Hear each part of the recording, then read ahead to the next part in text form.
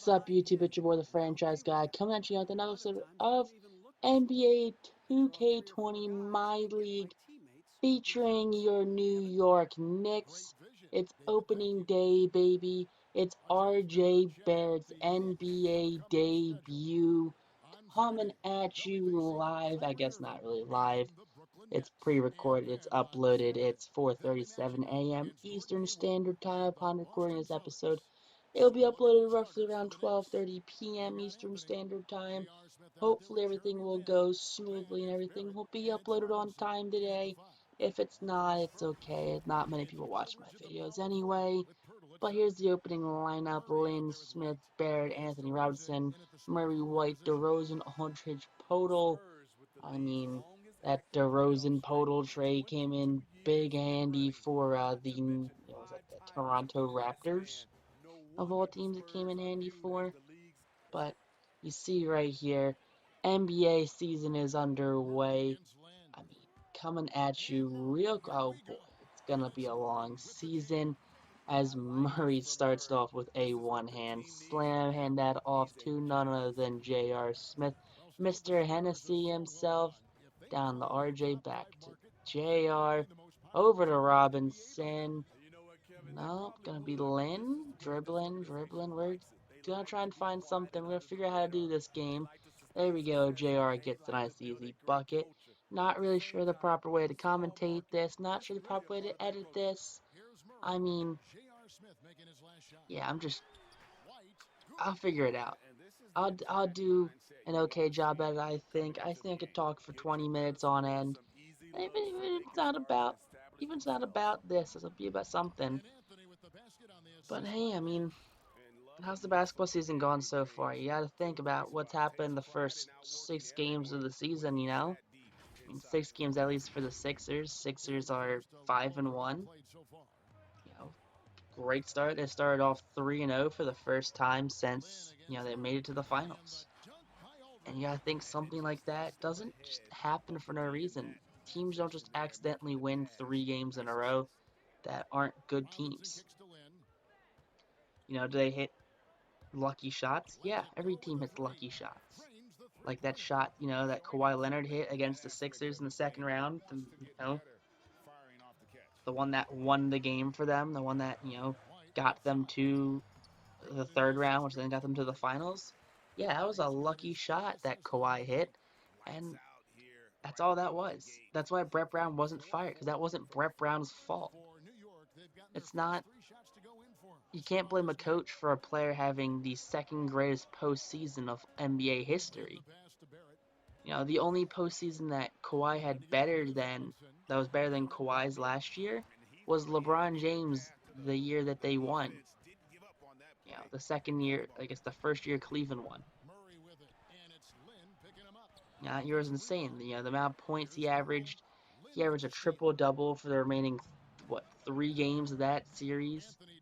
Yeah, averaged 40 points a game, 10 rebounds, 10 assists. It was insane the things he did, especially in that series. And that's the single greatest NBA postseason ever. Better than MJ, better than Magic, better than Bird, better than anyone. No one tops that postseason. Production. But you got to think, for Kawhi to come close to beating it, but still second place, I mean, he had to have had a killer postseason. And that shot is just like the tip of the iceberg of that postseason. Yeah, I think, oh, sure, they got lucky, Clay destroyed, Clay's ACL decided it want to fall apart. Durant's Achilles ruptured. You know, they sustained season-ending injuries, and you gotta think, oh, it's a bad break for them. But you gotta think also, like, hey, I mean, could that have happened if it's the Sixers? Could that have happened if that bad bounce, that good bounce, I guess, for them didn't go in? You don't know. And people who think that you gotta judge a team's coach based off stuff like that, you can't base something off that. I mean, who knows? Who knows? Sixers could have had a championship last year, but I think the Sixers are better this year than they were last year. I really do. I think the Sixers are a great team. coming this year. If it's gonna be championship or bust. It's championship or bust time right now. If the Sixers can make the finals and the Sixers, yeah, that's the thing though. I don't know if the Sixers are a team that they need to make the finals. It doesn't matter if they win or lose, or if it's the kind of season where they need to win. Because you got to think Al Horford's on a 3-year deal. He's locked in for some $15 million a year. I forget what his contract is, but he's locked in for a good amount of money. Same with Toby. Same with Joel. Same with Ben Simmons. All these players are locked in with big contracts. All these players are locked in for the long haul. I mean, it's funny. I saw when the Sixers starting rotation first got tweeted out and their salaries. It's like Ben Simmons was making like 100, 150, and Josh Richardson was making 22, and then there's Toby who was making like I don't know, like another 100 something, 115, 110, and then Al Horford was making 100, and then Embiid was making 120, and Josh Richardson tweets out, "Darn, don't I look poor?" I mean, you gotta think that he's joking about this, but then again, it's like look at the people around you, and when Josh Richardson goes from like the number one scoring option down there in Miami to then becoming like the third or fourth scoring option, maybe even the fifth scoring option, and Philadelphia, that's great for the Sixers. Yeah, you gotta think who's number one scorer, who leads that offense? It's gotta be Embiid. Embiid's gotta be the number one option. He's that team's Shaq. He's that team's anchor. He's that team's soul right there. It's gonna be pretty much Embiid's the first option. Can we get Embiid down low? And if you can't get Embiid down low, you got Tobias Harris. Tobias has that 3-point shot. And the thing is, we don't have Jimmy, we don't have JJ no more on the team, and that helps Tobias Harris on the outside look. Because instead of trying to split 3-pointers 3 ways, you're now the main 3-point shooter, especially with the main offense. Now you're that guy.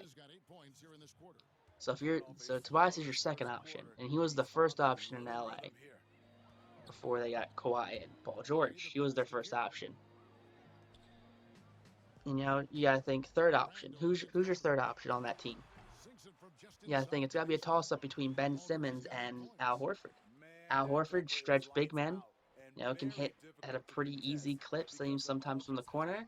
I mean, I know he's hit some pretty clutch threes against the Sixers during the regular season. He's part of a couple of reasons why the Sixers lost to the Celtics a couple of times, because of Horford himself. But he's a stretch big man. He can hit threes at a decent clip, and he's a defensive juggernaut. He can single-handedly lock down Embiid. So if you take away the player that locks down Embiid from the opponent, who's going to lock down Embiid now? Because very few players can lock down Embiid. And not just lock him down to the fact where he's non-existent. Make him, more or less worthless. But that's what Al Horford did to Embiid. He locked down Embiid. And you took that away from the Celtics' main defensive, stalwart. And you gave that to your biggest rival probably in the East. So if you want to say that, shooting-wise, just go off shooting-wise, that Al Horford's your third option because of shooting options. And then if you want to go Ben Simmons at 4, because Ben Simmons is going to run the offense. He can drive. He's developing a 3-point shot, I guess. I mean, you look at the videos of him in practice, he's draining corner threes. You look at him in the preseason, he stepped up to the line and he took a 3-pointer and he made it in preseason. So you gotta think that, hey, maybe Ben Simmons is actually work.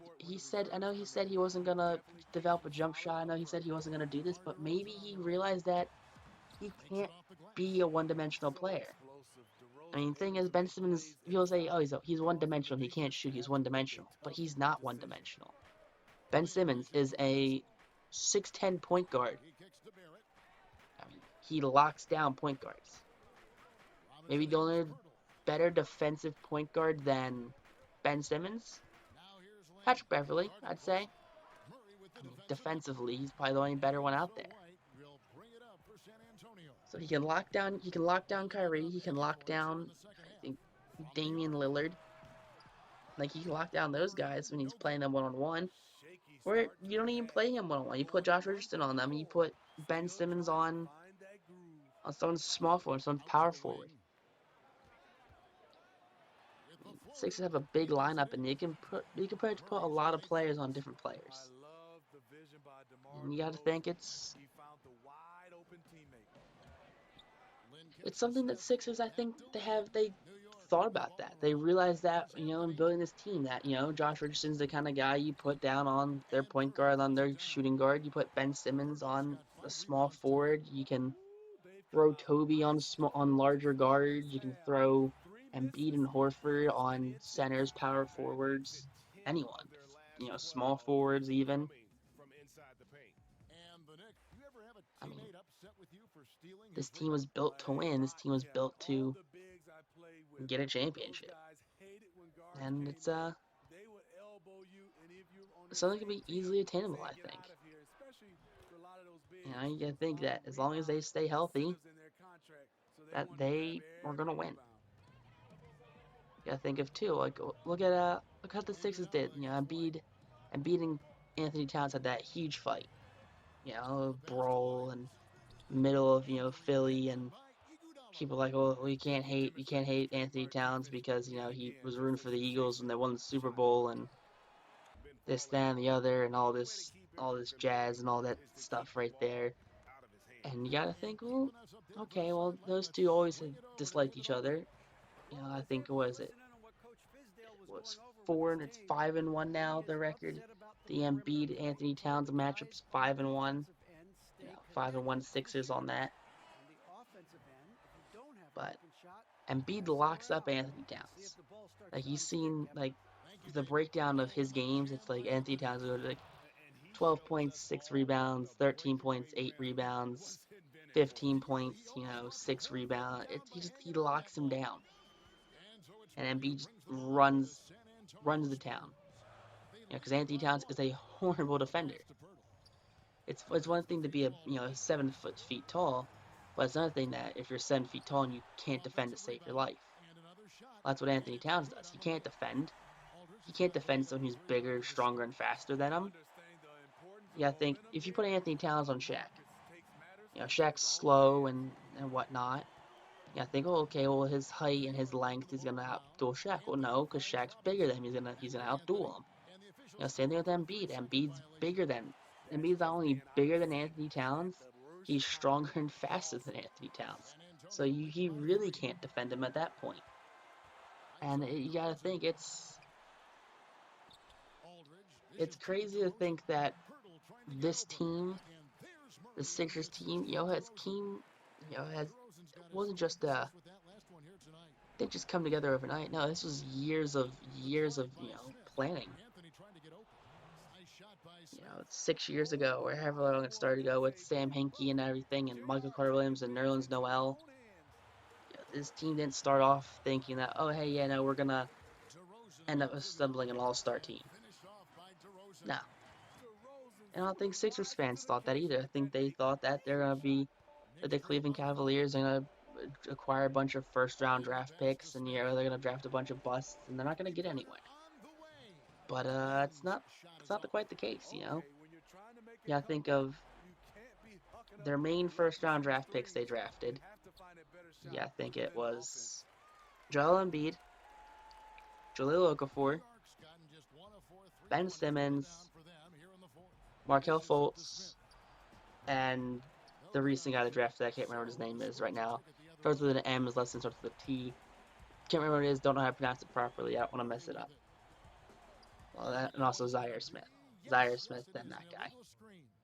Alright, well, Embiid was hurt for the first couple seasons, and everyone thought, he's a bust, he's never going to play, and then he played, and then he almost won Rookie of the Year in like 30 games. Dario Saric should have probably won Rookie of the Year in He never did, so that was unfortunate there that he got snubbed of Rookie of the Year. But yeah, I gotta think Michael Brogdon's absolute trash right now, and not even playing for the for the Bucks anymore. But yeah, I think it start with those guys. Yeah, I think Embiid, thought of as a bust, absolute great player. All-Star MVP candidate, Defensive Player of the Year candidate, All NBA First Team candidate. He plays this way, he's gonna be a Hall of Famer candidate. Well, then they draft Drew Okafor, who had a great rookie season, because he was the only option there, so he had a great rookie season. But then they kind of got some other talent, and it didn't work out, and he kind of flamed out in Philly. And yeah, they drafted Ben Simmons, and Ben Simmons broke his foot, and the raise of the cat, the second-year rookie, Ben Simmons is gonna win 12 Rookie of the Year awards by the time his career is over. And I think it'd be hilarious if he won 12 Rookie of the Year awards. Yeah, I think it'd be absolutely hilarious if he won 12 Rookie of the Year awards. But the problem is he's not going to win 12 Rookie of the Year awards because he's only a rookie once. But besides the point right there. Then they drafted Zaire Smith, and Zaire Smith was out the entire last season, and it was okay. It was fine. I mean, they probably didn't really even miss him or would have noticed him being there, being gone. And then this new kid they drafted, he's Robert Covington, but better. He's a cheaper Robert Covington. He's cheaper, he's team friendly on his salary cap. He's a first round draft pick, yeah, and people got him like, oh, he's a defensive guy. They got on him. But then they saw him play, and the dude's a monster defensively. He locks down forwards, he locks down guards. He steals. I think he leads the league in steals currently. I mean, Ben Simmons is second, but he's first in steals.